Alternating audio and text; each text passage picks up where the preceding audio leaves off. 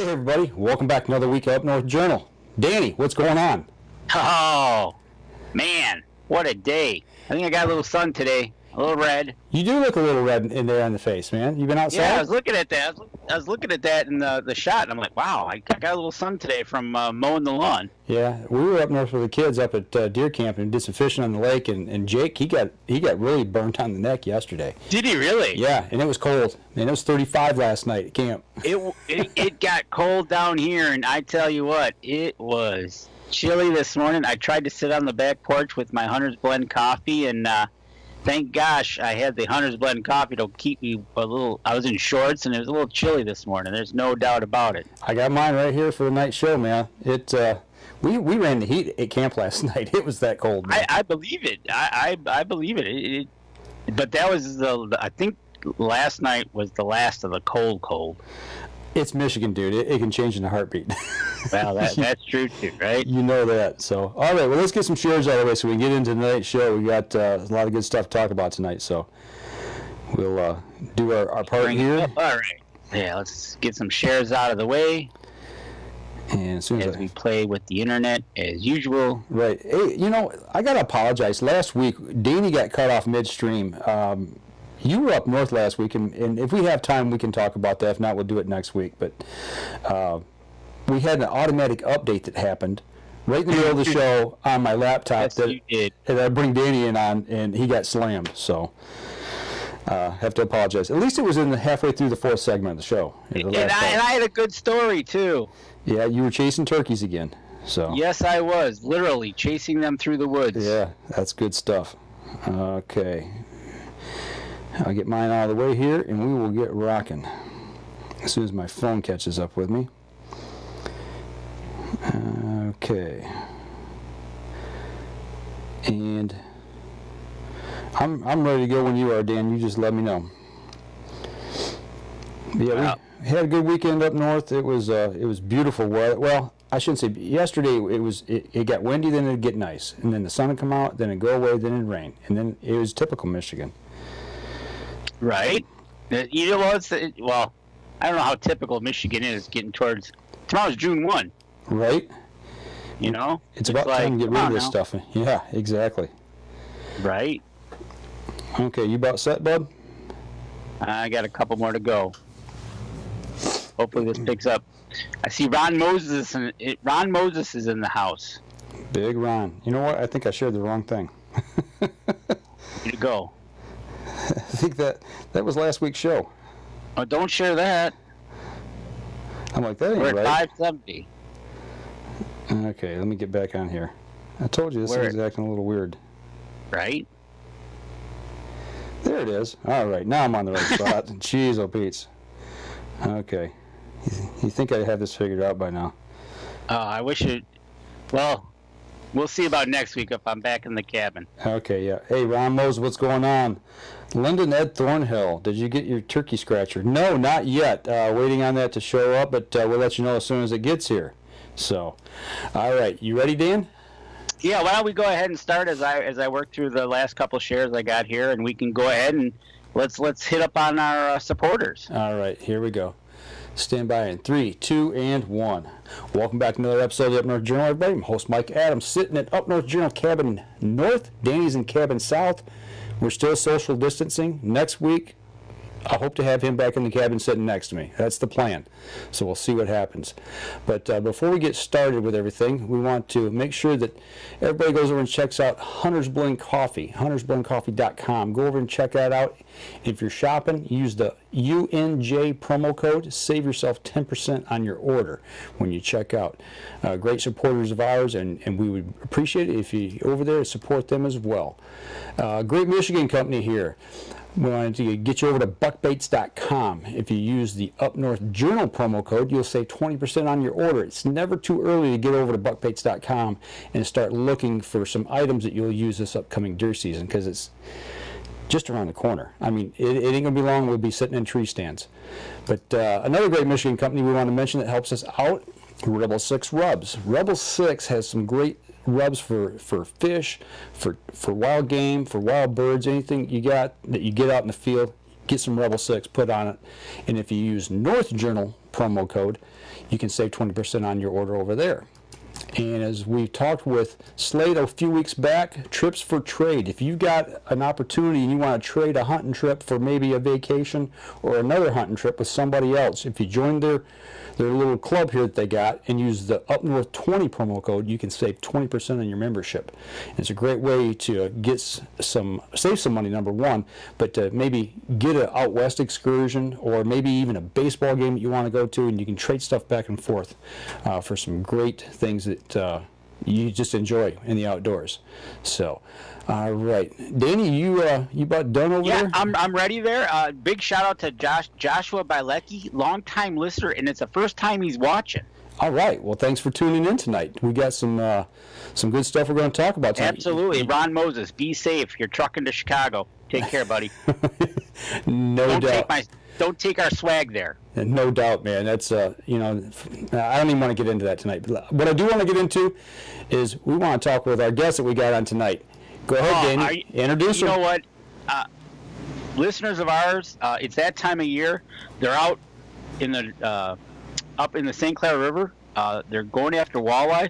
So what better than to have a Yamaha Pro Walleye Robert Blosser on the show to talk about walleye fishing. Hey, Robert, how's it going tonight? Hey, how you guys doing? I'm doing great. Hey, man, we're here living the dream, man, enjoying the outdoors. Awesome. You know, there's a lot of crazy stuff going on in the world right now, but I went up north this weekend to get away from it all and enjoy it and be at the cabin.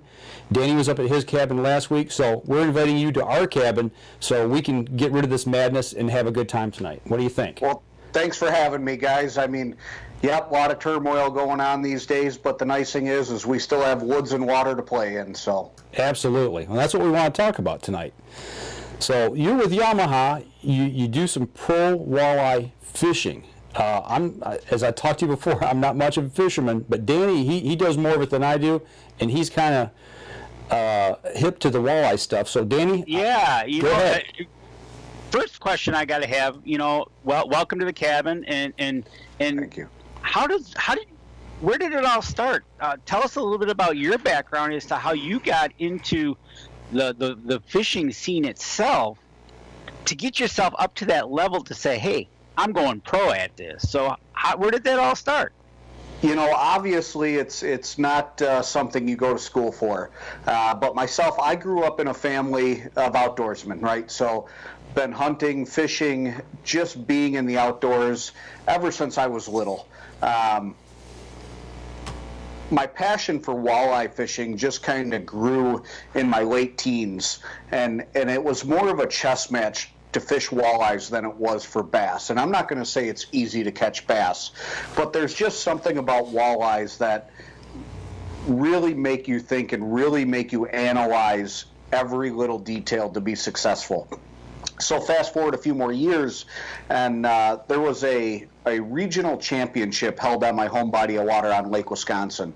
And I had been active in the community and actively fishing that body of water for a few years. And some of the competitors had hunted me down and said, hey, can you point us in the right directions? And I knew nothing about the tournament scene then. And I at free will, gave them everything I had learned on the system. And it happens, they went first and second place. So that was kind of the light switch for me that said, you know what, maybe I can compete. So started dabbling, dipping my toe with some local stuff and then some regional stuff. And that was 2004. Did really well. Moved on, and in 2007 was my first year fishing the national stage, actually fishing as a professional. Had an okay year. Something to hang my hat on, and then 2008 was really my breakout year. Qualified for the championship, took second in the championship, which back then paid $80,000. Wow. And that really jump-started my career and gave me some bankroll because I didn't have supporting partners that I worked with back then. I was the young gun, new to the scene, never been heard of, and that's what really paved my way. And thankfully, I've had a really good run at tournaments, had up and down years, but my up years have been really, really good. And I've been fortunate enough to make some great partnerships along the way and help with product development and just get the support and the backing that you really need to be competitive at this level. That's awesome. You know, that thing when you started out when you were younger, you know, just around the round you grew up in Wisconsin, I take it? Yep. Northern Illinois, Wisconsin transplant since I've been like 14. So Okay. All right. quite a while. So you kind of did it around, and then somebody asked you for your opinion, and then look at where you're going with that. And like you said, when you finally made it there, and you're in the pro, when you're in the pro division, people look up to you and look at you and say, "Hey, the guy knows his stuff. He's been doing it for a little while. He's up in the tournaments." You know, when you get into a situation like that, I know the tournaments this year are kind of all over the board, if they're going to happen, Sure. if they're not going to happen. Did you start to look at yourself and say, I got to go fish the bodies of water that you want to, where the tournaments were going, or did you just go with the tournaments as they went? You know, obviously the tournament sets their own schedule, or sets the schedule. So you're you have to fish those.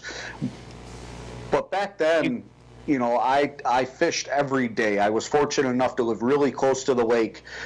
So what I did is, when I started and took a butt kicking at a tournament, those were the learning experiences, not the ones you did well in, right? So I would take that back to my home lake and go out and practice a technique that maybe I wasn't accustomed to, that I just got schooled on.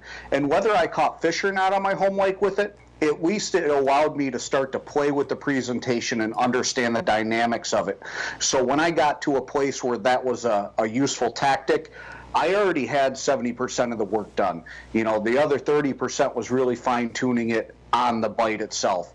But I think that's what really furthered me along quicker, was going out there and practicing something, knowing I might not even catch a fish, but in the long run, it was going to help me overall. Okay, I was just going to go down that when you said you're practicing different techniques of catching walleye. You can jig, you can drag a worm on a harness. You can do a lot of things to go after them. Sure. What's your number one go-to for you as a professional walleye angler to get those walleye? You know, that's a really hard question to ask, because you can ask a bass fisherman and he's going to say, you know, like, I like to flip, or I like to pitch docks, or, you know, I like to drop shot off deep structure. The thing with walleyes is you can't catch them the same way every day. A walleye changes by the hour, and you've got to be willing to make the adjustments with them. Now, if the bite's really, really good, yeah, sure, you're going to have a good solid week and a half of fishing, but you're definitely going to have windows. But to say a favorite, you know, I really enjoy trolling the Great Lakes for big fish.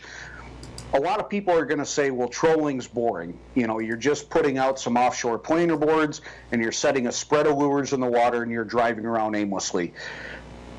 That couldn't be farther from the truth. There are so many intricate details that go into trolling, and it's all in your gear setup, right? Every rod has to be set up the same, even down to the exact feet of line on each reel. So when I set one rod back 100 feet and another rod back 100 feet according to the line counter, they better both exactly be the same. If one offs by 5 or 6 feet, which doesn't sound like a lot, some days makes the difference in getting bit or not. And then one of the biggest things that people overlook is current. Walleyes obviously relate to current, but there is current in inland lakes, whether it's wind driven, whether it's driven by maybe underwater springs or feeder creeks. Lake Erie, Lake Huron, they have a ton of current.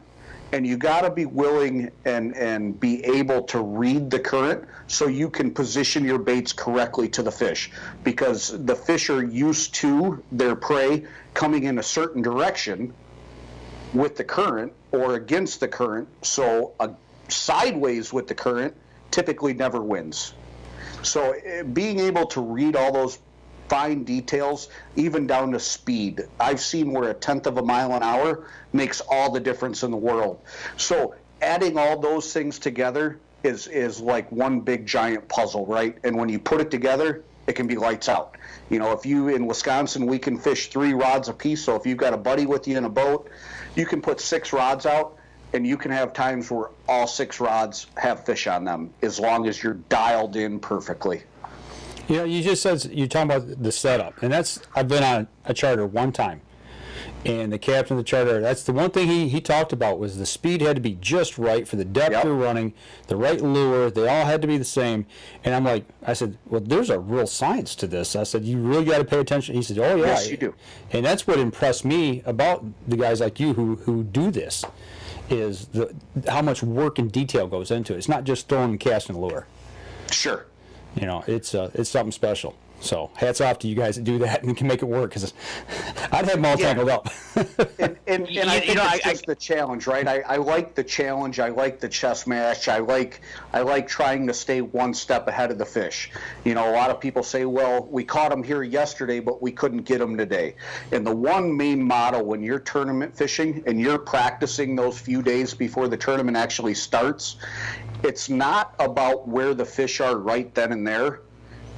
It's about where are the fish going to be in a day from now, 2 days from now, 3 days from now, because they're not going to be in the same spot.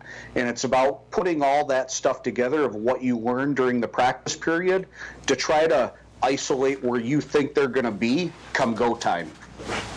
Well, you know, I was just about to ask you about that, you know, because this day and age with all the electronics, you're talking about half a mile an hour faster, slower, and using all your electronics and marking your points and where all these fish are at in your practice time. But when you get to game day and launch, you've probably been doing your homework as to know where those fish are going to be in the next 24 to 48 hours. Yeah, and that's the fun part, right? So there's been tournaments where I thought I was on the right pattern or the emerging pattern, not the dying pattern, right? And the wind does a complete 180 from what the weatherman said it was going to do, and I've had to go fish stuff that I didn't even look at in practice, but the conditions were just right, and that just comes with experience and time on the water. And even for guys that have their own body of water, my advice would be, if you go out and typically fish the same areas, pay attention to what it's like the days you catch them versus the days you don't. Because the days you don't, something has changed. They're still biting. They have to eat, right? Right. They're somewhere to be caught. So you can't be afraid to stray from the norm and go fish a wind-blown shoreline when maybe you've never even fished it before. Never been there. But as long as it looks right and the conditions are right, typically it's going to fish right. That's interesting. Exactly. And then that's all about practicing and learning those other techniques that you might not needed to do. Correct.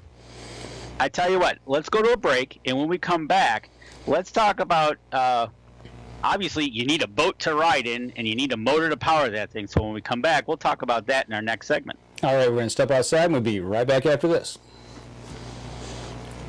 All right, for those of you on the live stream, if you got questions, start asking away and getting them in. And see who we got on with us here. Hey, Mr. Durkin, all the way from Wisconsin. He's got to be a neighbor of yours over there, I would think, Robert. Pat Could Durkin. be. Tim C. is from West Virginia. Patrick Durkin, used to be the editor at Deer and Deer Hunting over there in Wisconsin, and now he's a writer for several papers and the Meat Eater podcast. That's a great show. Yeah, so I got turned on to that here recently, and I've been watching it on Netflix. Great stuff, man. Yep. It makes you think a lot more critically, as an outdoorsman. Yeah. Yep. My daughter and I just watched a mountain goat episode this morning, actually. Okay. That is saved off. Danny, you ready? Yep, I'm ready. Okay, stand by. Here we go. 3, 2, and 1. Welcome back. Second segment of the show. Sitting here talking with Robert Blosser from Wisconsin, talking about walleye fishing. And Danny wants to know about the gear to get on the water. So, Danny, what do you got? Well, I know. Well, unless you're the man and can walk on water, obviously you need a boat to get on water. Right. So, obviously you've got a boat of choice. And what boat of choice do you prefer and ride in to get on the water? So for the last 6, this will be my 7th season now, consecutively, I've been running a Skeeter boat. A couple years ago, we went through a model change, and again for this year, I'll be running a WX 2200, which is a 22-foot boat. It is a deep V, right? It's more of a deeper cockpit style than your traditional bass boat. Obviously not as fast, but it's meant for big water, right? It's meant to fish the Great Lakes comfortably and safely. In some of our tournaments, my longest run one way to date is 127 miles, 128 miles one way. Wow. And did that 3 days in a row. So we're talking 250 miles a day for 3 days in a row. So you need good equipment to put it through the paces and get you where you need to be safely, but also comfortably, right? I'm not getting any older or any younger. I like to fish in comfort. Right?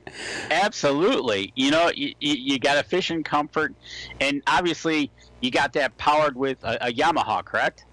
Absolutely. Yep. So I run a 300 Yamaha offshore on the back of that.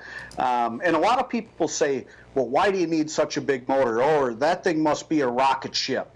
And honestly, it's about boat control, right? It's not about top end speed. My boat tops out at, 56 to 58 miles an hour, depending on how it's propped and elevation and weather. It's not a speed demon. But where the power of that motor comes into play is when you're in that big water. You need to be able to safely navigate that vessel. And typically when you're in big waves, you need the torque and thrust of that motor to power that boat up a wave. So you're in control of the boat, the wave's not in control of you. So that's the biggest thing, right? And then I also run a 9.9 kicker on there, and that's to do all my trolling applications. So if I put that 300 just in gear at idle, it's going to troll too fast for a walleye application. Salmon, sure. Muskie, absolutely. But when we start talking walleyes, we're talking those speeds anywhere from 1 mile an hour to maybe 2.5 miles an hour, 3 on the extreme end. So I use that little T99 kicker for all my slow trolling applications. Power trim and tilt electric start, really couldn't ask for a whole lot more. And with the Yamaha motors, maintenance on these things, I don't know if you're the technical type that gets your hands dirty and you do your own maintenance, or do you take them to your local marine there? No, both, right? So when I get my boat, the marina has to do the initial PDI, and that's where it's originally hooked up to a computer, make sure all the correct mapping's in there. They do the initial oil fill, the initial gear lube fill. So basically the motors just come out of a crate. So they do all the initial setup, but from there on out, I do all my own lube changes, whether it be oil or gear lube, until I hit some of those special periods, like your 100-hour is one that you want to take it back to the dealer, because again, they're going to plug that motor back in and make sure all the correct mapping is there for the software. But in between, in those in-between intervals, it's a piece of cake. I mean, if you can, it's easier than changing the oil on a car, honestly. So if you can do that, no problem with your outboard. You know what is amazing? You talk about the software. I mean, we expect it now on cars, but I mean, back when I was a kid, I mean, I could change oil in a car. My dad taught me how to work on a car. It's pretty easy, but they've gotten computers on these, but now they're on boats. Like the motor I'm running has a digital throttle, wow. Right? So gone are the days of that cable. When you use your throttle, you don't have that cable anymore driving that fuel valve to open. It's all fly-by-wire. So there's zero friction there. The power is instantaneous. There's no lag waiting for that fuel to be delivered. And you have one less thing to corrode and bind up.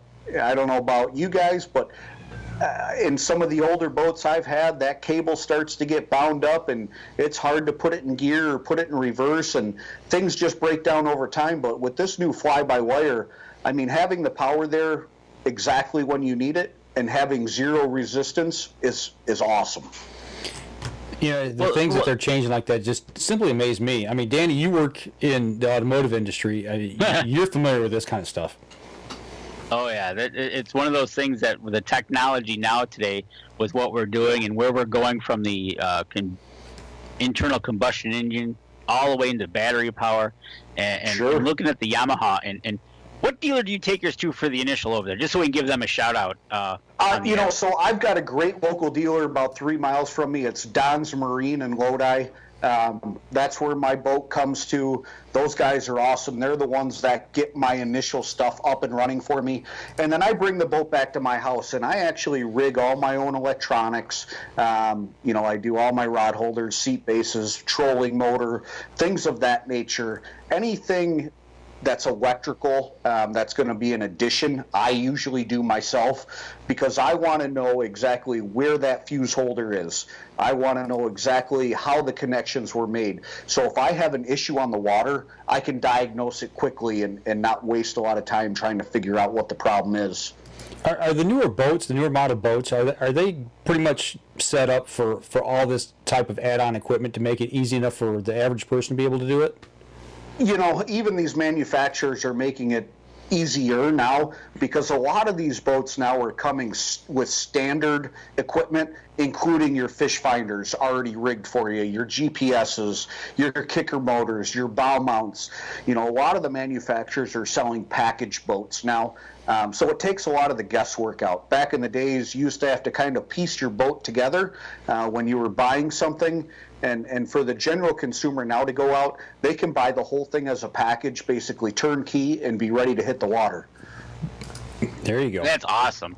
You know, Linda and Ed Thornhill said Skeeter Yamaha, and they did a 68-mile run on the Okeechobee tournament one way.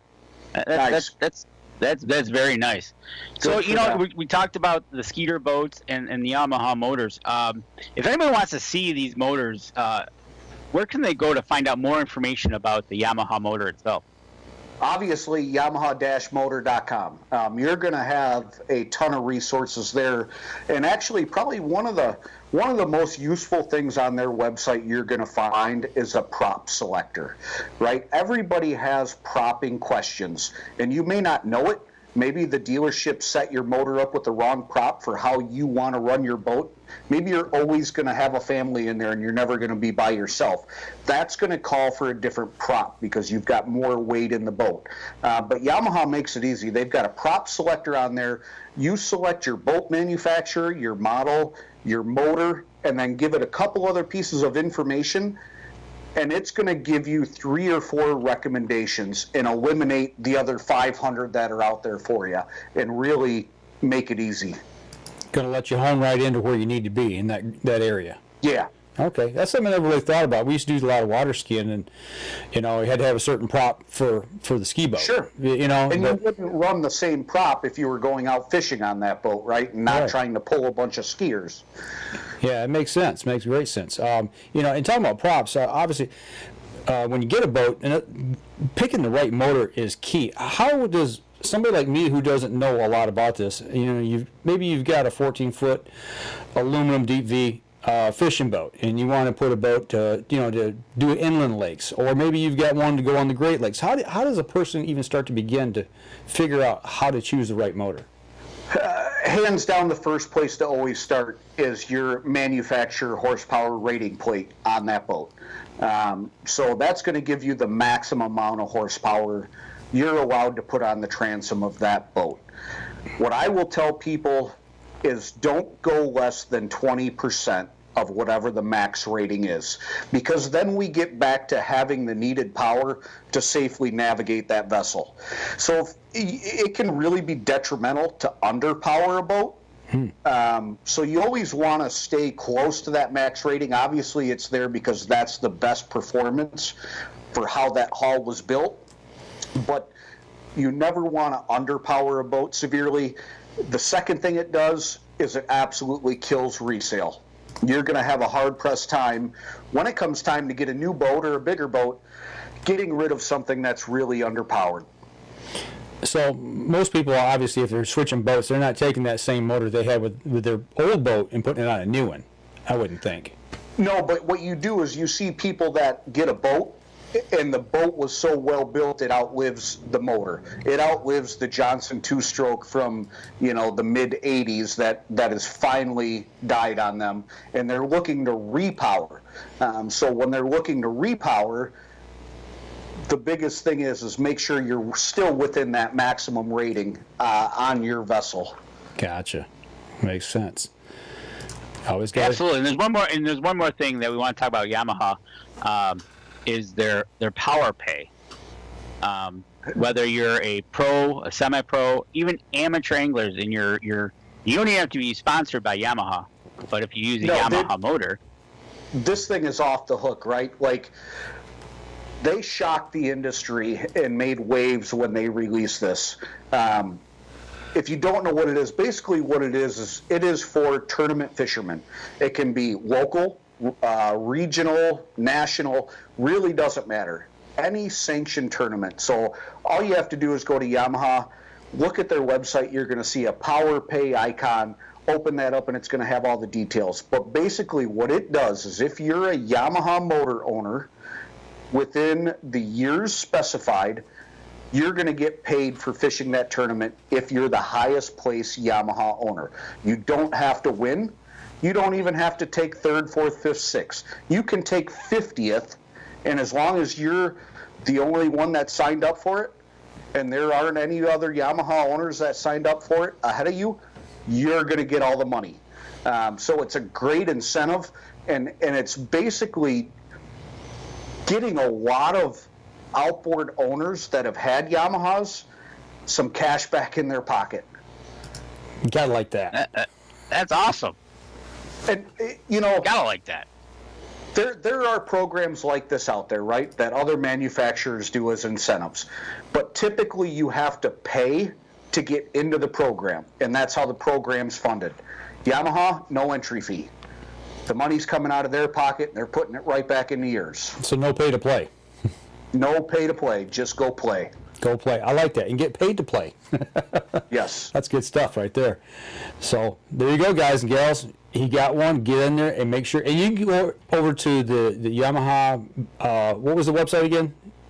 The Yamaha. Yamaha-motor.com, and there's going to be information on Power Play right there. There you go. So go in there and check it out.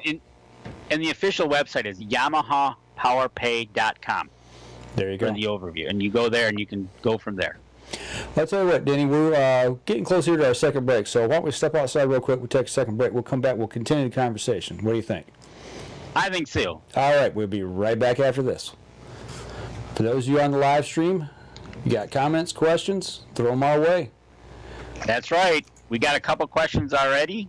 So we will be asking them in our next segment. Let's see. What do we got? Ron Moses. Always have 3 props. General. Where to go? Tube. And hold my beer prop. What a guy. I like the last one. Right? Todd DeVoe. For tournament, those boats are nice. But Lake St. Clair, in our own backyard here, like he says, is if it floats and runs, you're going to catch plenty of walleye. It's one of the best fisheries around. And one of the best fishermen in Algonac has a crappy old 15-foot boat with a 17-year-old Mercury. Hey, if it catches fish and it floats, go get them. That's for sure. But if you had a Yamaha, it'd be paying. Yeah, that it would be. There you go. All right, y'all ready? Here we go. Stand by in 3, 2, and 1. Welcome back. Third segment of the show. Some good talk here during the middle of the break here. For those of you on the podcast that they're not watching, you got to get over. Check out the commercial breaks. That's where we have a lot of fun talking back and forth. So absolutely, and one of the things when we talk back and forth, I got a question for my brother. Here you are. I had the question. Now it just disappeared. There you go. You need some new glasses, man. No, it scrolls at me. So you're going to go to a new lake a new river to fish, how do you approach it? Great question, right? Like one that comes up all the time. Start with the internet. You can find out so much information nowadays on the internet. Second, call the local fishery biologist. They are a wealth of information, and 9 times out of 10, they're going to put you on a bite right away. So if you're coming in from out of town, whatever, it's a weekend vacation, a week-long vacation, look at the internet, but call that fisheries biologist, and he's going to say, hey, this part of the lake is where 85% of the fish are residing right now, and you can probably catch them this way. May not be the biggest fish or the smallest fish, but he's going to give you a good jump start. Third thing I'll do is obviously look at the time of the year. Are we spring, fall, summer? What are the fish doing? Are they migrating for a spawn? Are they getting ready to eat a lot to go through winter? Is it the middle of summer, the doldrums of summer where it's super hot and these fish are only active early and late? So time of year is going to come into play heavily as well. And then once you kind of get some of that down, then you can start fine-tuning. Is it a shallow body of water? I'm going to look for large expansive flats that might have bug hatches going on. Is it a deep body of water? I'm going to look for some pretty sharp drop-offs along shorelines, if there's any bluffs or things of that nature, where those fish can actually use that as a barrier and push the bait fish into that rock bluff so they can't go anywhere to be able to feed. Great Lakes, I'm going to probably look offshore. I'm going to look for structure out off ashore, reefs, whether they're man-made or natural, any islands, and then start to fish with the wind. I want to be on the wind-blown side most of the time. I want wind coming in to whatever I'm fishing, whether it's a shoreline or an offshore piece of structure. If I'm fishing an offshore piece of structure, I'm always going to fish the wind-blown side first, because typically that's where your active fish will be. There you go. That's awesome. Comment from Linda and Ed Thornhill. They're at Lake Erie now for the spring bite. So obviously it's springtime. Yeah, it's Erie's on fire right now, right? So Erie's one of those magical places where you can catch fish on anything, and I'm sure you can catch one on a hot dog. I can attest and actually say I've caught one on a gummy worm before, but Erie is fun, right? So Erie falls into one of those places where today's electronics really shine. So when I'm out at Lake Erie or any Great Lake for that matter, I'm looking for offshore suspended fish that are following the bait, and they're just making their seasonal migration from the west end of Lake Erie to the east end until they turn around and come back to go up the rivers to spawn.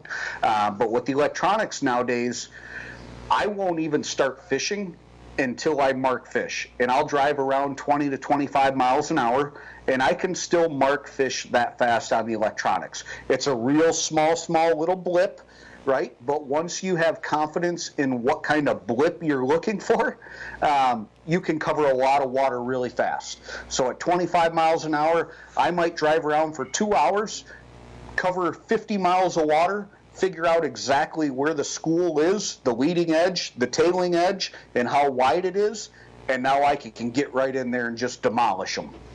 That's awesome. Well, you know we got to Seek and destroy. I want to hear the gummy worm story. We were fishing crawler harnesses, right? We were slow trolling crawler harnesses, spinner blade on the front, some colored beads, and a night crawler. The fishing was stupid good. You know, unbelievable, world-class fishing. And that's when the hot dog reference came up first time in my boat. We said, you know, I bet you we could catch one on a hot dog. And I happen to have some gummy bears in my glove box, or gummy worms in my glove box. I said, you know what? Let's try this. So we actually put one on a spinner, put it on a bottom bouncer, sent it down, and I bet it wasn't 7-8 minutes, and we caught a fish on it. Nice. That's good stuff right there, man. Yeah. That's awesome. Another question we got for you from Nate Friel. what is the best river strategy? What kind of structure in the river are you looking for? If any types of current, water levels, et cetera, et cetera. What are you looking for? Okay, so rivers are a double-edged sword. Rivers are some of the easiest things to fish. They're also some of the hardest things to fish. And I say that because rivers are ever-changing. The easiest thing about a river is walleyes are always going to relate to the current, and they will hardly ever suspend. So typically you can eliminate all of the water column except the bottom 2 feet. And now what we're looking for is current breaks. We're looking for current deflections, whether it's a wing dam, whether it's the tip of an island, whether it's a big laydown, whatever it may be. We're looking for something that is deflecting current, because those walleyes will sit just inside the fast current. And basically, they're opportunistic feeders, right? They're going to feed whenever they're given an opportunity to do so. Even if they don't want to eat, they can't pass up a T-bone steak sitting right in front of them, not being taken away. So they'll sit in that slack current, and they'll let the bait be washed to them by the current, so they don't really exert any energy. They don't have to spend time looking. They just kind of sit there and wait. So it's a matter of identifying the current breaks on the body of river you're fishing that hold fish, because they all won't. And once you find a couple that hold fish, identify what's unique about those and try to find other places that replicate that. But you're always going to fish the current. So it sounds to me like they're sitting at a buffet table that's made actually like a conveyor belt. It's like one of those sushi conveyor belts, right? It just keeps coming past you, and when you see something you want, you grab it. Nice. See, I can relate to that. There you go. See? Fishing in buffets. What do you want? You know, but I just learned something. I mean, we fished the Saginaw River. I have ice fished the river before for walleye, and it got very frustrated. You know, the guys I was with, I don't know anything about it. It's like, okay, send your lure to the bottom and crank it up about 1.5 feet off the bottom and sit and wait and jig. Sure. And I don't know. To me, it was just, I never got a bite. It was boring. That's a patience game, right? You're waiting for the fish to come to you there. Yeah. You know, when you're fishing your current breaks on rivers, the fish are there because they want to eat, and they're also resting. So they're kind of killing two birds with one stone. Okay. Now, a current break doesn't have to be a visual either, right? So if you've got a hole in the river, let's say it's 8 feet, and then it drops off to 12 and then comes back up to 8 or 6. That lip is a current break. Those walleyes can sit right behind that, and they're out of the current as well. Okay. So they can wash their food, come over their head, and come up and eat when they need to, which is another great point. Whether it's rivers or inland lakes, Great Lakes, walleyes always feed up. If you look at the positioning of their eyes on their head, they're meant to look in front and up. Walleyes will hardly ever feed down. So if you're going to err, always err on the high side, because you can, in lakes, fish underneath the fish if they're suspended, and you won't get bit. They won't chase that bait down 95 times out of 100, but they will chase it up. And if you look at like a Lake Erie or a body of water that's got good visibility in the water, it's clear, you can have your bait, if you're marking fish at 30 feet down, you can have your bait 10 feet above them. And that's not much at all. So if you look at 10 feet, that's the height of a basketball rim. How long do you think it takes a walleye to swim that far up? Yeah, right. Not very. It's like 2 flicks of the tail, and he's right there. Right. So if he sees something he wants to eat, they will come up for it. But if it's underneath him, he's never going to see it. That's interesting. I didn't know that. So speaking of eating, another question from Todd. During the fish fly hatch, the bite always seems to slow down. Do you get any tips or tricks during the fish fly hatch that you would suggest? Yeah, so your typical bug hatches are going to happen on soft bottoms, right? What I'll do is either slow way down and go like 0.5 miles an hour and basically try to force feed a fish that is full. The other thing is you can go the other extreme and go super, super fast and try to get a reaction bite. Now, those are two things to try when you have to compete with the hatch. So with the electronics now, you actually see the hatches on your graph. You see your whole screen kind of fuzzy in the middle there. That's typically a bug hatch.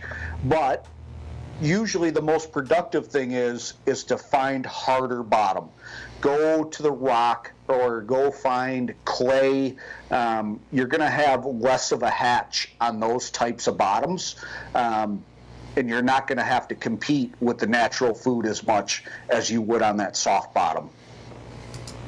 There you go. Try it. Slow it down. Force feed a fish. I've never heard it put that way before. Me neither. Open your mouth and bite. Right? Yeah. Oh, that's good stuff. I tell you what, we're getting kind of close here to our last break. Why don't we go ahead and take that and we'll save the rest of the time for the show. And we'll come back and we'll run through our usual couple of questions we got for people and pass along any other questions that you may have here in the next break. So we're going to step outside. We'll be right back after this. All right, everybody. Last segment of the show. We get to go after Robert with our typical questions for our interviewees. We'll be easy on you. It's nothing really crazy. Oh, you don't have to give it away. Come on. Make them sweat. That's all right. I got big shoulders. Pile it on. There you go. It's all That's fun what we stuff. like to hear. It's all good stuff. All right, hang on 1 second. We'll get rocking here.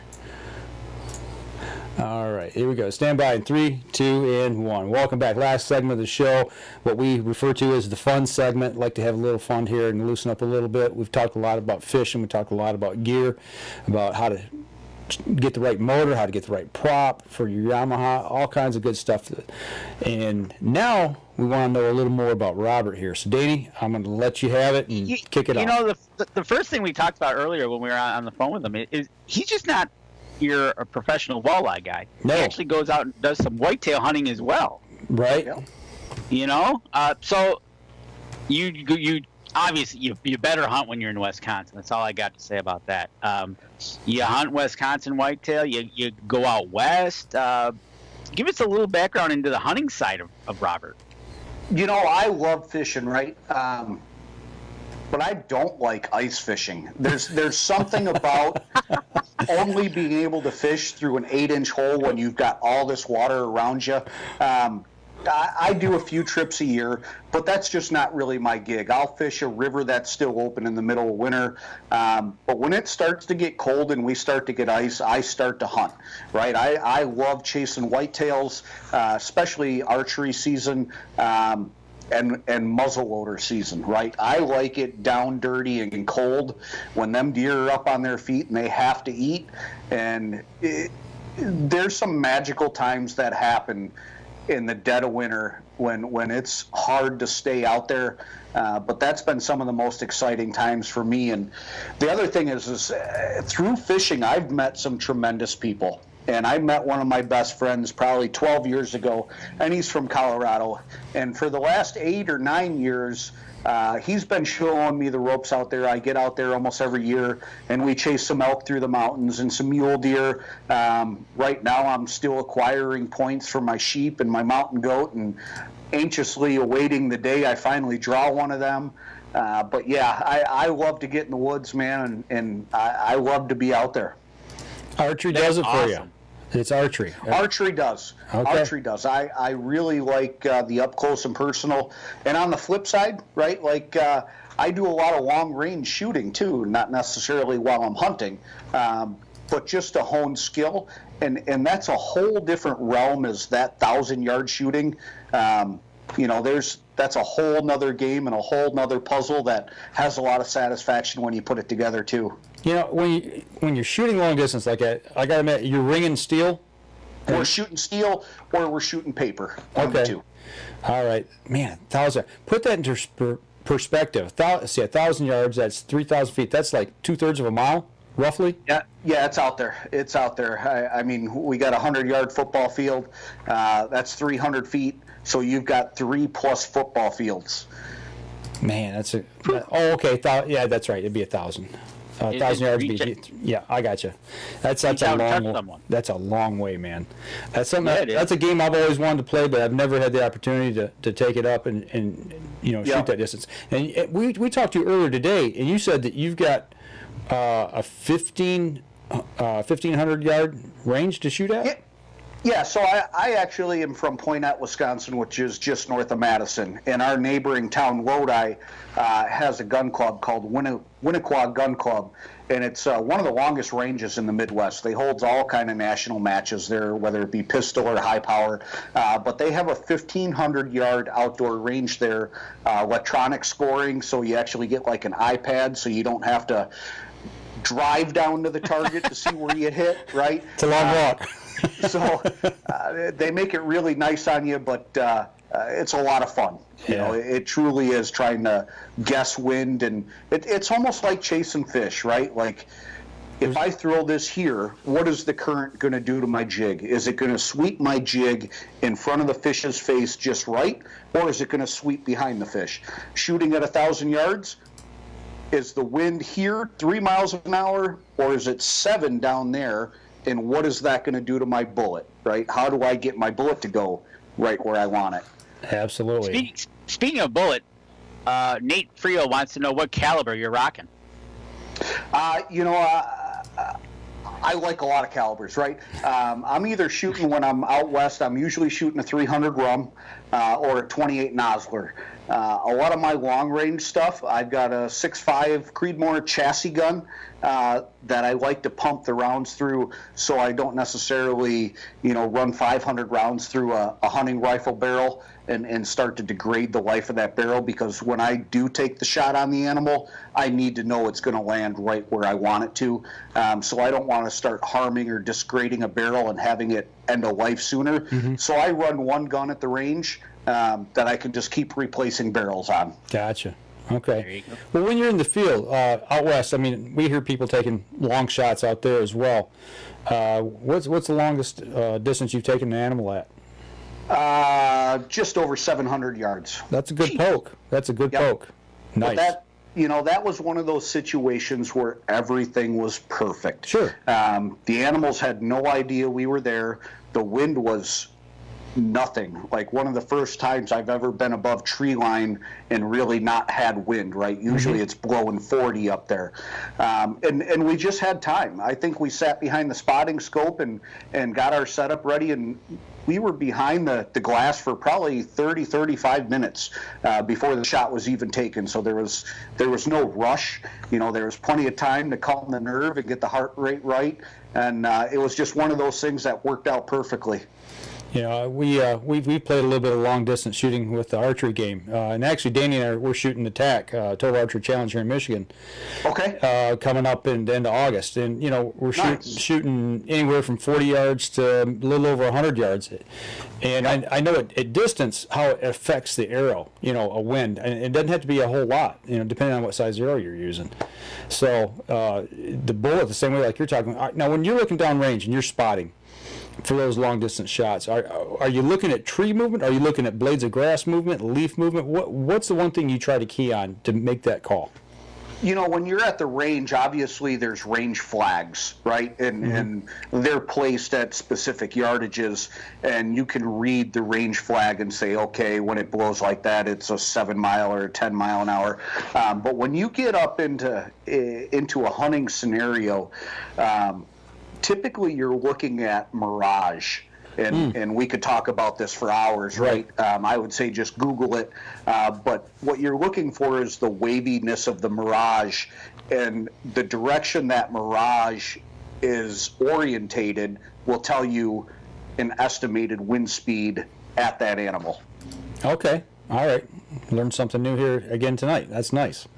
I know the one thing we looked at on the mountain, we were actually shooting up the mountain. They had some 100, 120, 130 yard targets at the practice range. You'd watch the flags, and it was amazing the difference in the flag, speed of the ripple from where we were standing versus uphill. I mean, it changed. It was just very eye opening. It's the first time I'd really paid any attention to anything like that, with archery equipment. As you guys know, if you have got extreme angle shots uphill, downhill, that's not your your yardage you're going to shoot to is Right. not your line of sight yardage. Right. Yeah, compensation, Exactly. angle compensation. Exactly. Yeah, you know, either right. way. So, Another question for you, from my brother Terry. What's the largest walleye you've ever caught? You know, my biggest one to date that I believe actually came in a tournament on Lake Erie and was just over 13 pounds. Really? Yeah, it was a great tournament fish. yeah, Yeah, you right. think? Well, when you go to weigh in, how many fish are you allowed to weigh in? Usually 5. Okay, so kind of like bass fishing then. It's 5. Yep. And then Okay. it depends on what body of water we're at. Can you call, right? Can you, when I say call, like, can you take a smaller one out of your live well and replace it with the bigger one? Mm-hmm. Some places you can. Some places, once you put that fish in your live well, you're going to weigh that fish in. So when you catch one, you have to make the decision right then or there, do I keep it or do I throw it back? Wow. So there's a little bit of strategy that can come into play there, but Erie is one of those places that you can call. So typically that's why you see giant weights out there. And I think that day I had 5 fish for, I don't know, it was like 48 or 50 pounds. Nice. Now, I assume that you've got somebody else in the boat with you to keep you honest, another fisherman that's not a partner Yeah, so- fisherman? So we get what's referred to as a co-angler, right? So you don't know who your partner's going to be the next day. It's somebody you've never met typically, and they're there as a co-angler. So your total weight, you act as a team for the day, and your total weight combined is what each angler takes to the next day with them, and they'll go fish with a different pro, and I'll get a different co-angler the upcoming days. So that's where the honesty comes in, right? You've got somebody you don't even know in the boat with you, and that's where the checks and balances come in at. Gotcha. Okay. Oh, that's cool. One other question from Todd. Do you run floaters with your beads to help keep your harness up? He definitely likes eyes on his blades. Floaters, all depends, right? So if I'm pulling spinners and I'm targeting suspended fish, no need, right? I'm going to guess you're probably pulling a bottom bouncer or a windy rig or something of that nature.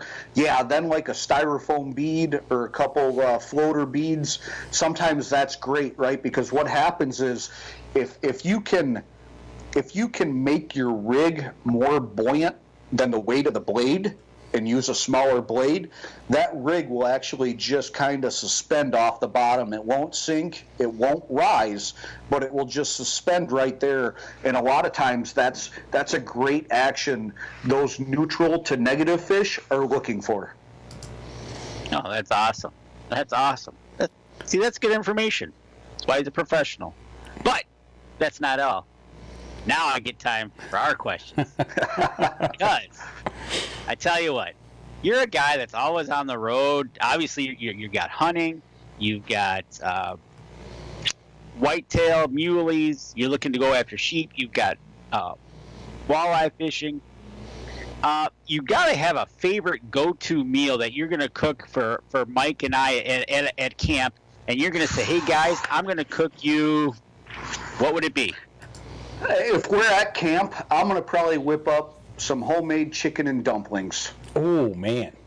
Just because it's going to stay with you in the woods, and it's delicious, and it's easy to make. You know, my dad used to make that at our camp. He doesn't get it there quite enough anymore to have it on a regular basis, but I tell you what, when I seen him start, deboning chicken, and Yep. I'm like, oh, I know what we're having tonight. I tell you what, that sticks with you. It fills you up. I like that. Yeah, that's an old timers. That was something I remember as a little kid having at my grandma. My grandma would make up at deer camp. It was either that, right, or biscuits and gravy for breakfast. So those two things, right, like that's deer camp to me. That's out in the wild. There you go, some good sawmill gravy. Oh, man. You can't go wrong with biscuits and gravy. No No. doubt about it. All right. So you're traveling to these tournaments. You're driving around. You got to have a favorite snack. Okay, so we'll add hunting in there, maybe in your backpack for hunting, Sure. or maybe out on the boat for your tournament. What's your go-to to have snack with you?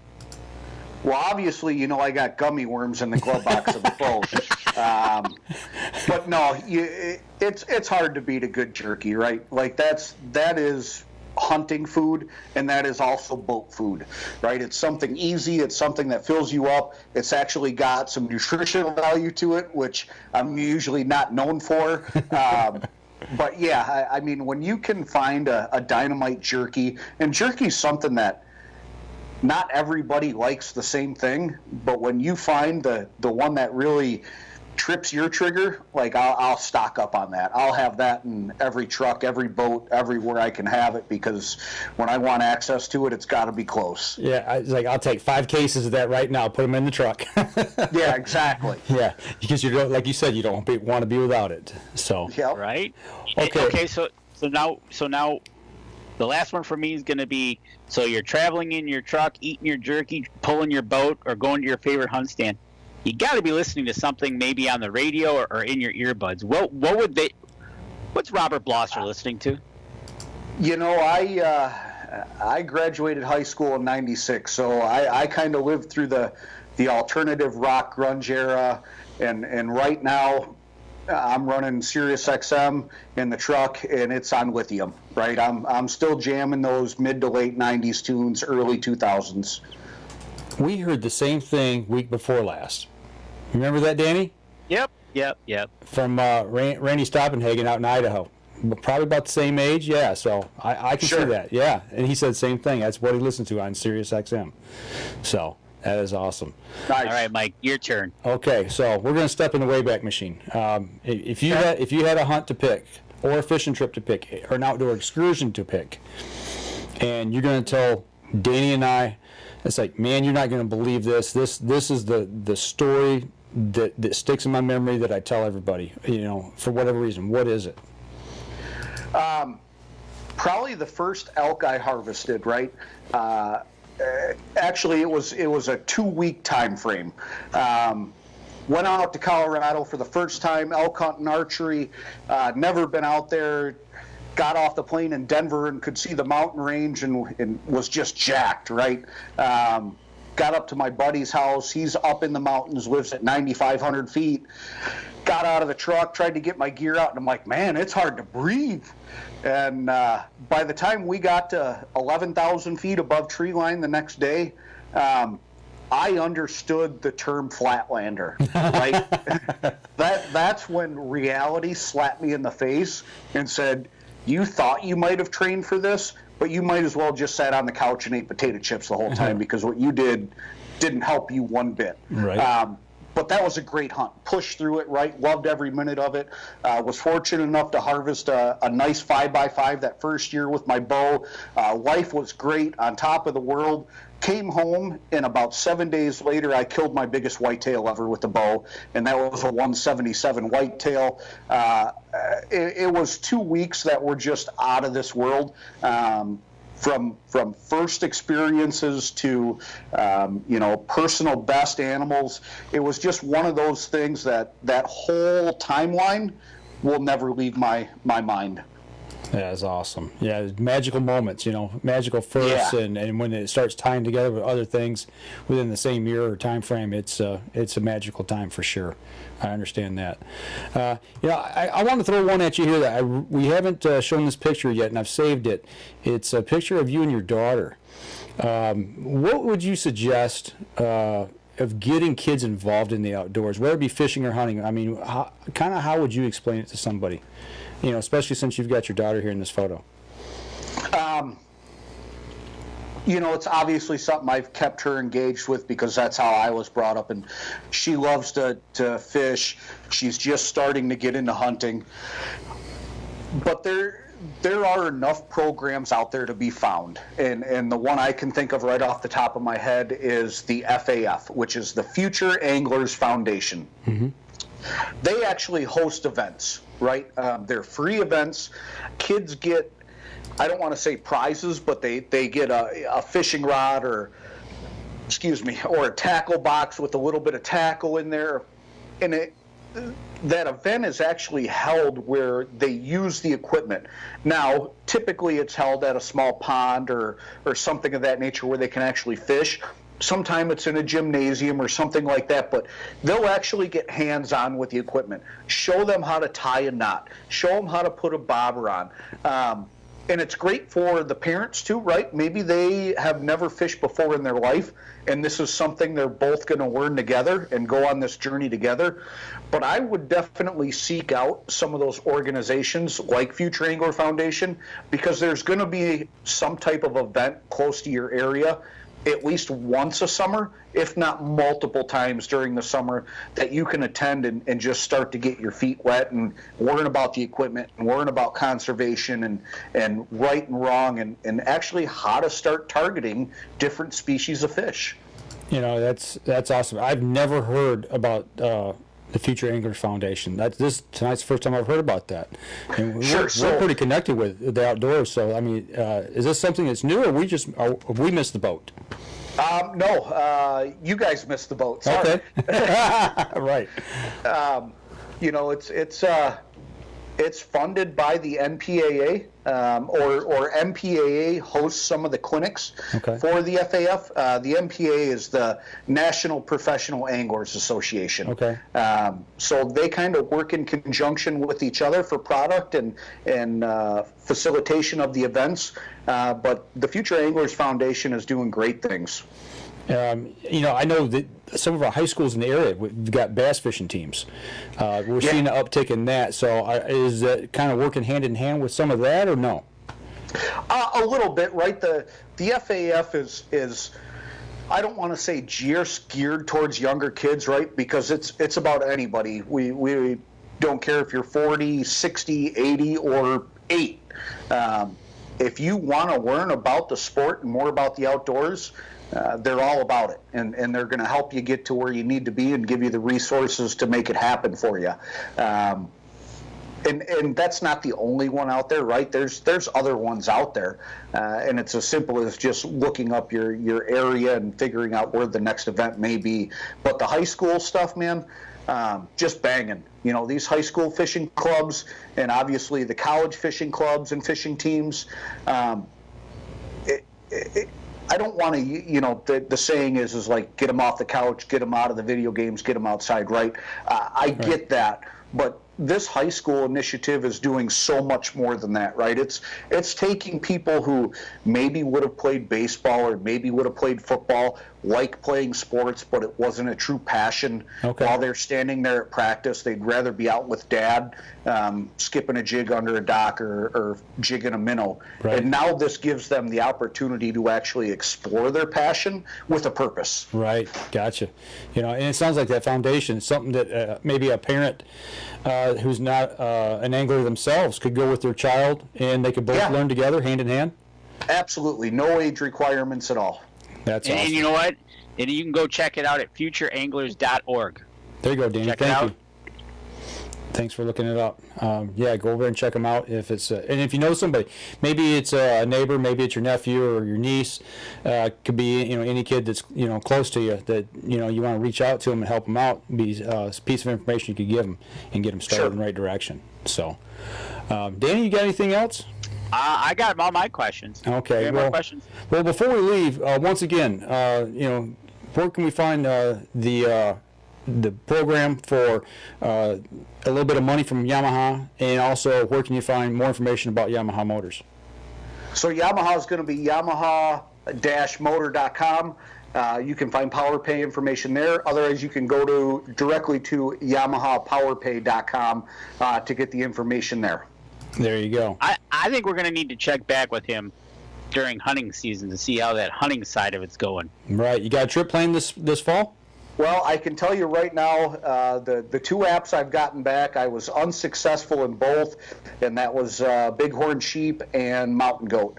So June 7th here coming up is when Colorado will announce the rest of the draws, and that'll be elk, mule deer, pronghorn, and a few others that I didn't apply for.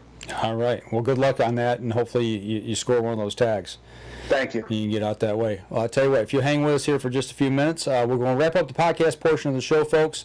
If you go over to our social media sites, Facebook, Twitter, Instagram, YouTube, give us a like, give us a share, and Subscribe to us at YouTube. Subscribe at YouTube, on iTunes. Also, if you give us a review over there, that helps us out as well. So that'll do it for us this week. And Danny, next week we give a quick shout out real quick what we got coming and what's going on with the gentleman we got coming. Next week, I did a video drop about a week ago. I think it was before I went up north. Next week, June 7th show, Jerry Milos, business owner of Easy Cut, is going to be on to go over the Easy Cut family. We're going to talk about Easy Cut. And also, he's going to come up with a way. We're going to give away a sling pack. I have no idea what he's thinking about. So it'll be news to me and Mike as to how he plans to give it away. But we're planning to give away a sling pack that I estimated value, I think, is either $250, $300. Yeah, I'm telling you what, this thing is loaded. And if you're an outdoorsman, you don't have to be a hunter per se. I mean, if you like doing outside stuff, if maybe you're just trying to improve a woodlot or something like that, or cleaning up a woodlot. This sling pack, I'm telling you what, you've seen us talk about it. It is a dynamite package that you want to be sure to get in on. But we don't know how we're going to be giving this away yet, and he's going to surprise us with that. Yeah, no idea. So stay tuned for that. That'll do it for us this week, folks. We'll be back again next week. You all take care. For those of you all on the live stream, if you got questions that you want to throw at us real quick, we'll entertain a few more as well, or some comments. See, we told you we'd take it easy on you tonight, Robert. It wasn't too bad. Piece of cake. If we can't talk hunting and fishing and have a good time, there's something wrong. You know what I'm saying? Right? It's really easy to talk about something you care about and you're passionate about, right? Like, people are always saying, well, how do you give seminars all the time? And it's easy, right? Yeah. It's second nature. You're talking about something you love and you really enjoy doing. Yeah, you talk about seminars. The best part when Danny and I do these is when you've got, I got to say, I know probably for Danny too, but for myself, it's when you're doing these turkey seminars, turkey calling, and you've got these kids and you give them a pot call, and all of a sudden they scratch this thing out, and all of a sudden when they hit that note and they've got it, it brings a smile to their face. I mean, it's like, you've got somebody else new in the outdoors. Sure. It's just something really special. Anything else on here, Danny? Nope, I think we're good. All right. Well, I'll tell you what, hang on one second, and we're going to sign off here on the live stream. Just like we said for the podcast, folks, you guys go over our social media sites and, give us a like, give us a follow, share the show if you would, please. It helps us out, helps our supporters out. Go over and check out their websites as well. That'll do it for us this week. We'll be back again next week. And don't forget, we're going to be showing you how you can win one of the Easy Cut sling packs. Y'all take care, and we'll be back again next week.